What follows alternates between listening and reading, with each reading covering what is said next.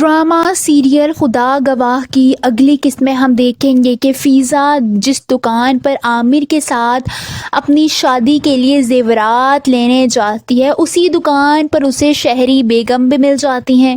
وہ انہیں دیکھ کر حیران پریشان ہو جاتی ہے۔ اسی پریشانی میں وہ اپنے گھر آتی ہے اور اپنی ماں سے گھبراتے ہوئے کہتی ہے کہ اماں، جس دکان پر میں زیورات لینے گئی تھی اسی دکان پر ارسلان کی ماں بھی موجود تھی۔ مجھے تو یہ ڈر ہے کہ کہیں وہ گھر جا کر اسے بتا نہ دے۔ اگر ارسلان کو پتہ چل گیا تو تم جانتی ہو نا کہ کیا ہوگا۔ یہ سن کر اس کی ماں بھی پریشان ہو جاتی ہے، کیونکہ وہ جانتی ہے کہ اگر فیضا کی شادی کا ارسلان کو پتہ چل گیا تو وہ یہ شادی رکوانے کے لیے کسی حد تک بھی جا سکتا ہے۔ وہیں ہم دیکھیں گے کہ سفیان ارسلان کے پاس آتا ہے اور معافی مانگتے ہوئے کہتا ہے کہ جو ہوا اسے بھول جاؤ، آگے بڑھتے ہیں۔ یہ سن کر ارسلان کو شدید غصہ آتا ہے۔ وہ سفیان سے کہتا ہے کہ میں سب کچھ اس وقت بھولوں گا جب تمہیں خود اپنے ہاتھ سے پکڑ کر اس آفس سے باہر نکالوں گا جس طرح تم نے مجھے نکالا تھا۔ ارسلان ابھی تک اپنی وہ بے عزتی نہیں بھولا ہوتا جب سفیان نے اسے سب کے سامنے اتنا ذلیل کر کے آفس سے باہر نکالا تھا۔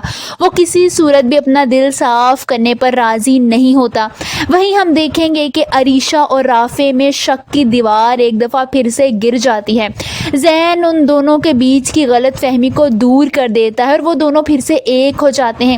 عریشہ اپنے سسرال واپس چلی جاتی ہے۔ وہ جان جاتی ہے کہ اس کی ماں نے ہی یہ سب کچھ کیا ہے۔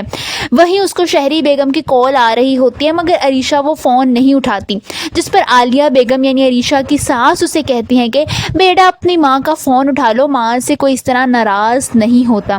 جس پر عریشہ ان کو صاف صاف منع کرتے ہوئے کہتی ہے کہ میں موم کا فون ہرگز نہیں اٹھاؤں گی، ان کے ساتھ یہی سب کچھ ہونا چاہیے، انہوں نے سب کے ساتھ بہت برا کیا ہے اور اب ان کی باری ہے۔ آپ سب کو کیا لگتا ہے کہ عریشہ اپنی موم کو معاف کر سکے گی اور کیا شہری بیگم اب اپنی حرکتوں سے باز آئیں گی؟ کامنٹس میں اپنی رائے کا اظہار ضرور کیجیے۔